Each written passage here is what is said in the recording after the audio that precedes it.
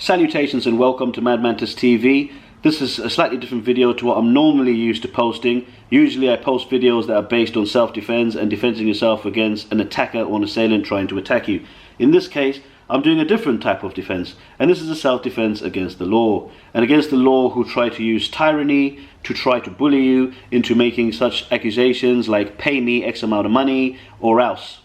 So in this video it's slightly different to what I'm normally used to, and I hope maybe possibly I might help somebody by posting this, because I went through a little bit of a how do you say, an experience with a tyrant who tried to turn up here to clamp a vehicle he shouldn't have clamped, which was under finance, and basically speaking tried to hold car ransom and claim that the police were looking for me and all this kind of stuff to try and basically keep this car locked away. I hope people can share this and spread this everywhere and try and get people like Mr. MacDonald, who was the actual bailiff at the time, to understand that he should not be allowed to go around and bully individuals who are the public, because we are the public and they, the police and everybody else, are our servants. We pay them, we pay for their whole police station, we pay for absolutely everything, their uniform, their PNC computers, absolutely everything, along with tyrants like Mr. MacDonald, who work within the government, within the law, within the court systems, who come along and do little fake jobs where they take fake paperwork and try to abuse individuals.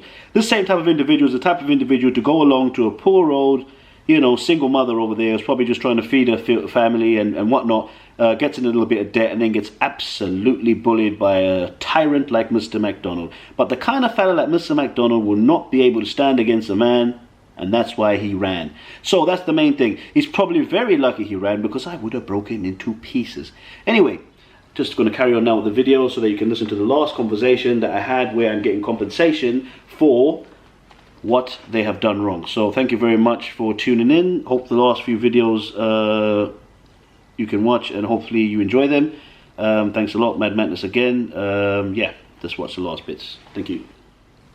So after Mr. MacDonald had to take his clamp off my car, I will then be claiming for compensation which he has to pay.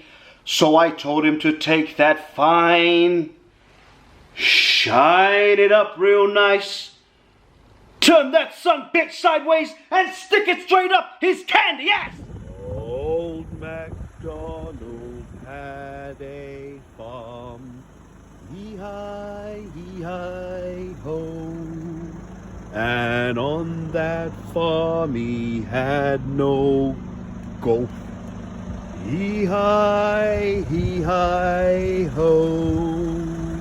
So Mr. MacDonald can take that fine and slide it where the sun don't shine. Shine it up real nice, turn it some bit sideways, and stick that fine far up his crack. He's never gonna come back. And if MacDonald makes his way back, might just have to give him a slap. And that's the moral of the story, kids. Good night. I've checked with Mr. MacDonald, so Mr. MacDonald regarding the case. He advised that when he clamped the vehicle, they did put a controlled goods agreement on. They put them on the driver's side window, so essentially you wouldn't be able to get in the car without seeing it. So that is your copy. There's nothing on the car.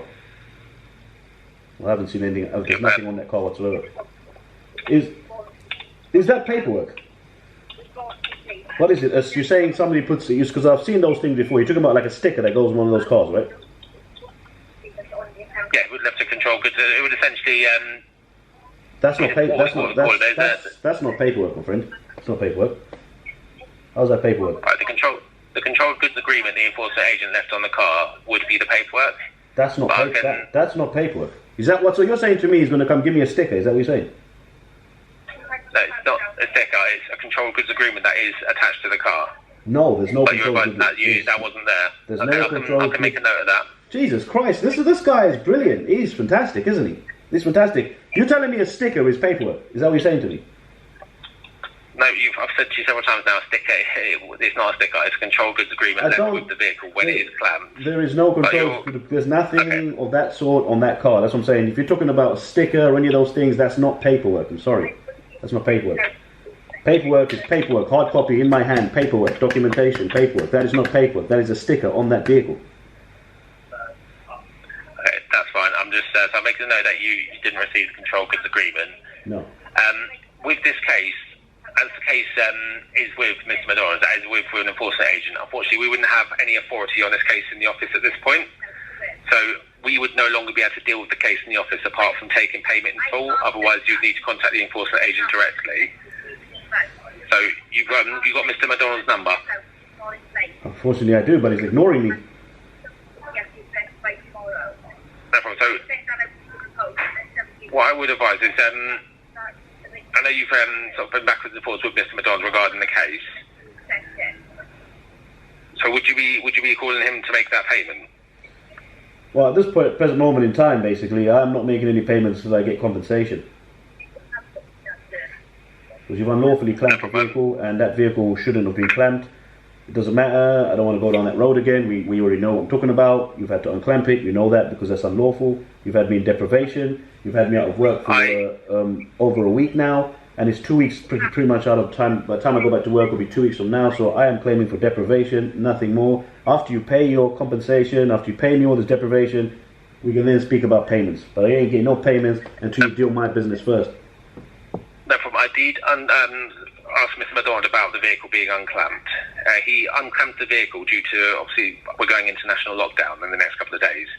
So he didn't have to unclamp that vehicle, but he did unclamp the vehicle for you, and he has given you until 2nd of December to make that payment in full to himself. That vehicle was unclamped due to the lockdown. Not because I know you made me aware there wasn't any documentation regarding the vehicle sent to Mr. McDonald. Yeah, no documentation. No. So that's fine. So the vehicle is unclamped.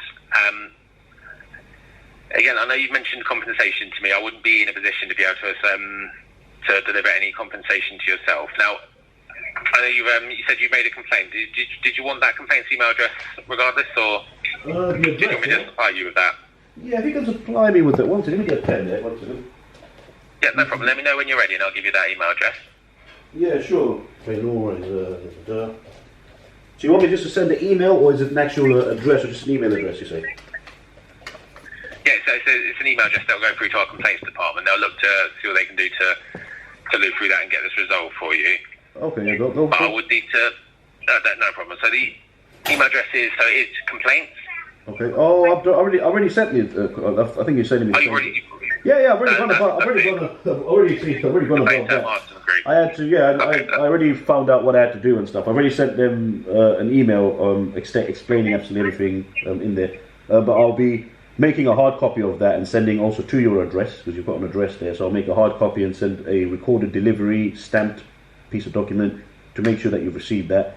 I'll also be doing the same. I've emailed my finance company, because this is the thing where we at. Either my finance company owes me, right, for I've been paying them for that vehicle and I've had no use of that vehicle for now over a week, so they would owe me deprivation for that. Either that, or you owe me, because you're the ones who clamped the car. So here's the thing, because I'm pressing from them and I'm pressing from you. So if them lot don't pay me compensation, they're going to have to come to you, because I already spoke to them and already said, yeah, well, we need to talk about this. And they will have to come to you, because they're not going to end up paying me for compensation. I'm pretty sure you're aware of that. They're probably going to think, well, it's not us, it's you. You did it. You clamped the vehicle. And regardless, it was an unlawful clamping. So I'll be sending a hard copy letter to them, and I'll be sending a hard copy letter to you. And I hope that Mr. McDonald has learned a lesson how to treat people respectfully, because I think he's a little bit, emotionally charged. And I believe he's a danger to the public, and I don't think he should be, in such a position. Such individuals, they will misuse and abuse their power against public with the public, and we shouldn't be treated like the enemy. So that's one lesson you need to teach your drivers, and he needs to learn. So I hope we're learning something here. No problem. I do apologise. Obviously, if you have had a negative experience. Oh, very, very, very. Okay. No problem. So what I've done is I've made a note on the case file of everything you've advised today. So is there anything else I can do for you today? No, thank you, Mr. Jenkins. I think you've also somehow conducted yourself much more professionally than anybody else I've spoken to on the phone. You and Mr. Nathan. So you used to get a pass, because I give fails and I give passes. McDonald, what's her name? Smith. Oh, Emily Smith. She gets a hell of a mess. And Janet, she put the phone down on me. She hung the phone on me horribly. So she's a fail. But I'll give you a pass, and I'll give Nathan a pass. So you let him know he's got a pass for me too. But otherwise, there's nothing more we need to talk about at this point. Okay. Yeah. No problem. All right. Well, thank you. Thanks a lot. You. Okay. All right. Cheers. You did. Thank you. Have a good day. Cheers. Thanks. Bye-bye. Cheers. Bye. Bye. Okay.